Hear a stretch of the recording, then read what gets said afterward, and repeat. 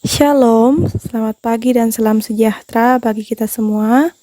Ibu Bapak dan Saudara yang terkasih, hari ini kita akan bersama-sama mengawali hari kita dengan mendengarkan renungan harian.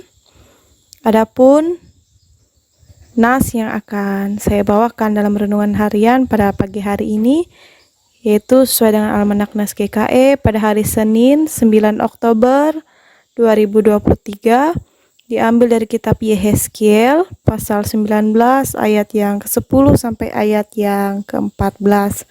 Sebelum kita akan bersama-sama membaca dan merenungkan akan kebenaran firman Tuhan, mari kita bersama-sama bersatu di dalam doa. Kita berdoa. Tuhan Yesus, terima kasih untuk setiap kebaikan Tuhan yang boleh dinyatakan bagi kehidupan kami. Pada saat ini kami bersama-sama akan mengawali hari kami dengan merenungkan akan kebenaran firman-Mu. Sebentar lagi kami akan bersama membaca serta merenungkan akan kebenaran firman Tuhan yang diperhadapkan bagi kami pada hari ini. Biarlah kiranya dengan roh hikmat dan kebijaksanaan daripada Roh Kudus Tuhan, kami dimampukan untuk dapat memahami dan mengerti akan maksud Tuhan melalui firman-Mu pada hari ini. Sehingga itu boleh menjadi dasar yang kokoh dan kuat bagi kami menjalani kehidupan kami sepanjang hari ini dan juga selanjutnya. Tuhan boleh berkenan atas penyampaian firman ini, dan kami siap untuk mendengarkan firman Tuhan. Amin. Mari kita bersama-sama memperhatikan Alkitab kita masing-masing. Yehezkiel pasal 19 ayat yang ke-10 sampai ayatnya yang ke-14. Di bawah perikop ratapan tentang Raja Israel. Demikian firman Tuhan bagi kita. Ibumu seperti pohon anggur dalam kebun anggur yang tertanam dekat air, berbuah dan bercabang karena air yang berlimpah-limpah. Padanya tumbuh suatu cabang yang kuat yang menjadi tongkat kerajaan. Ia menjulang tinggi di antara cabang-cabangnya yang rapat dan menjadi kentara karena tingginya dan karena rantingnya yang banyak. Tetapi ia tercabut di dalam kemarahan dan dilemparkan ke bumi. Angin timur membuatnya layu kering, buahnya disentakkan, cabang yang kuat menjadi layu kering, dan api menghabiskannya. Dan sekarang ia tertanam di padang gurun, di tanah yang kering dan haus akan air. Maka keluarlah api dari cabangnya yang memakan habis ranting dan buahnya, sehingga tiada lagi padanya cabang yang kuat dan tiada tongkat kerajaan. Ini adalah ratapan dan sudah menjadi ratapan. Amin untuk pembacaan firman Tuhan. Ibu Bapak dan Saudara yang terkasih, Yehezkiel 19 adalah ratapan yang dinyanyikan bagi pemimpin Israel. Ratapan ini dapat dibagi menjadi dua bagian. Bagian pertama terutama menggunakan singa sebagai gambaran. Dan bagian yang kedua ini menggunakan pokok anggur sebagai gambaran. Dan kedua bagian ini memakai ibumu sebagai pembukaan. Menunjukkan bahwa jika ratapan ini dapat dibagi menjadi dua penggambaran, tetapi keduanya memiliki satu tema, yaitu ibumu. Hari ini kita akan bersama-sama merenungkan pada gambaran pokok anggur, yaitu pada pasal 19 ayat 10 sampai ayatnya yang ke-14. Nah, di perjanjian lama itu sendiri seringkali memakai pohon anggur atau kebun anggur untuk menggambarkan keadaan bangsa Israel atau Yehuda. Fungsi utama pohon anggur yaitu untuk menghasilkan buah anggur. Pohon anggur yang berbuah adalah pohon anggur yang baik. Nah, pohon anggur yang tidak berbuah adalah pohon anggur yang buruk. Ayat 10 ini menunjukkan bahwa kerajaan Yehuda sebagai pohon anggur ditanam di tepi air.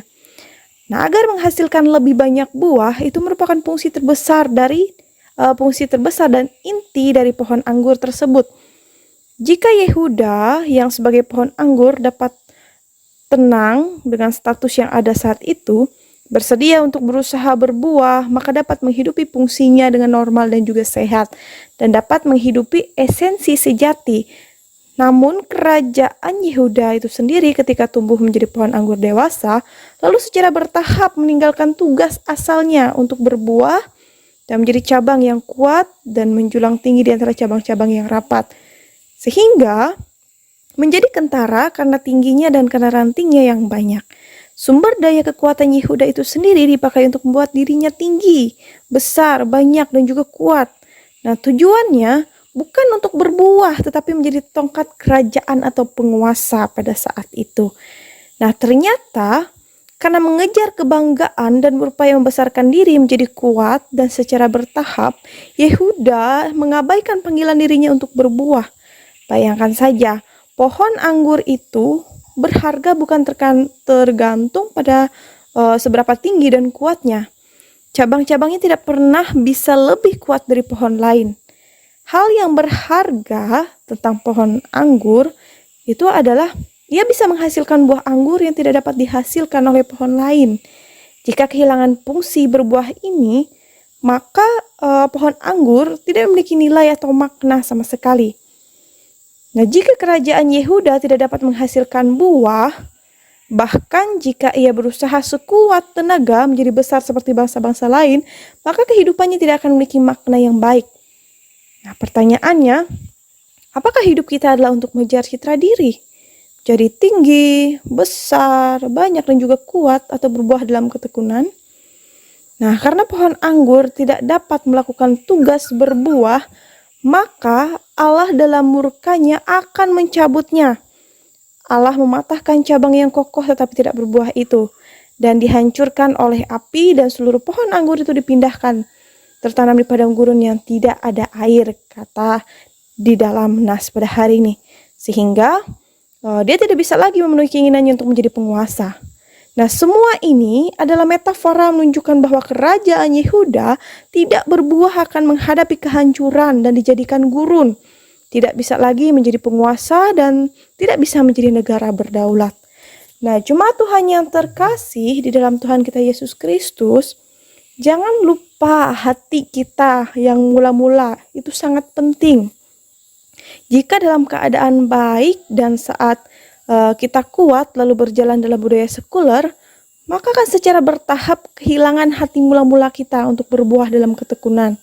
Kita bahkan akan mengejar kemuliaan semu yang bukan milik kita. Sebaliknya, panggilan milik kita secara bertahap memudar.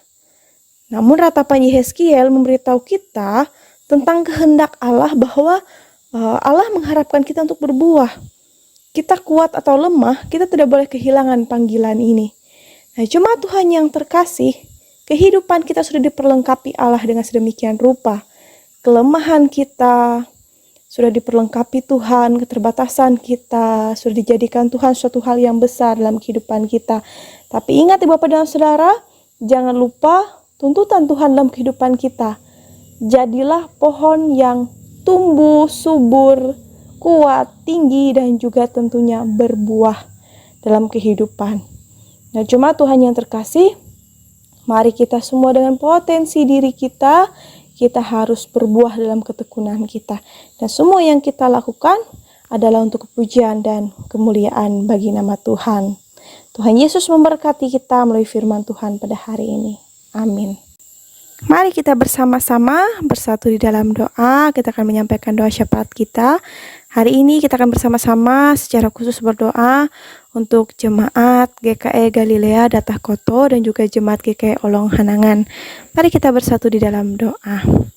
Allah yang penuh kasih dan kemuliaan, kami bersyukur Tuhan untuk renungan yang boleh disampaikan bagi kami pada hari ini. Kami memohon Tuhan boleh membimbing, menyertai kehidupan kami dan membekali kami melalui firman Tuhan pada hari ini.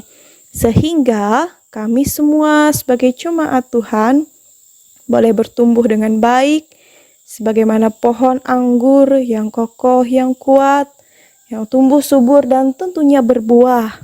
Dan buah yang kami hasilkan adalah buah kemuliaan untuk nama Tuhan.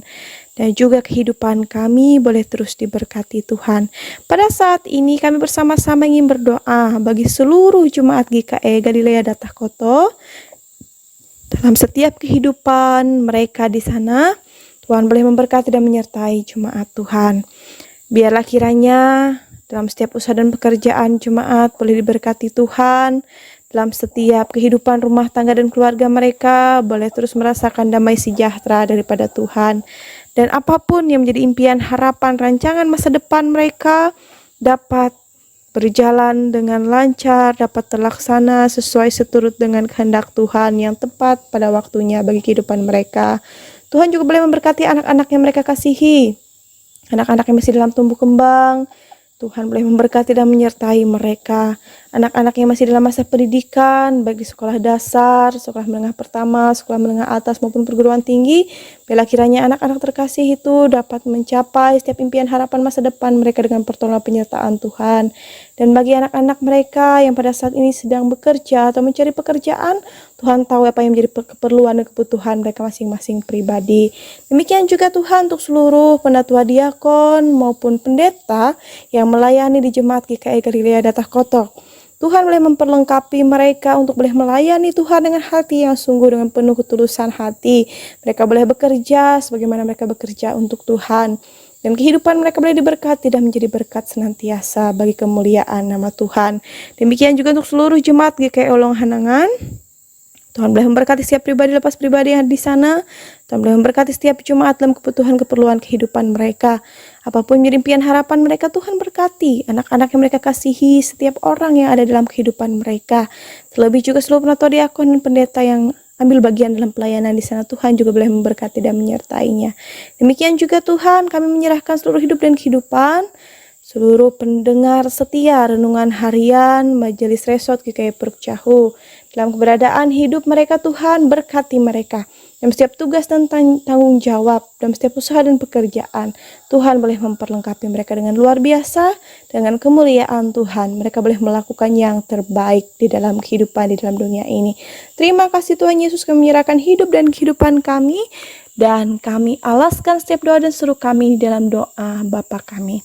Bapa kami yang ada di sorga, dikuduskanlah namamu, datanglah kerajaanmu, jadilah kehendak-mu di bumi seperti di sorga. Berikanlah kami pada hari ini makanan kami secukupnya, dan ampunilah kami akan kesalahan kami, seperti kami juga mengampuni orang yang bersalah kepada kami. Dan janganlah bawa kami ke dalam pencobaan, tapi lepaskanlah kami daripada yang jahat, karena Engkau yang punya kerajaan, kuasa dan kemuliaan sampai selama-lamanya. Amin. Baik Bapak dan Saudara yang terkasih, terima kasih sudah terus setia mendengarkan renungan harian Majelis Resort GKI Puruk Cahu. Semoga renungan ini dapat menjadi berkat bagi Ibu Bapak dan Saudara. Terima kasih. Selamat menjalani aktivitas pekerjaannya pada hari ini. Tuhan Yesus memberkati kita semua. Shalom dan sampai jumpa di renungan selanjutnya.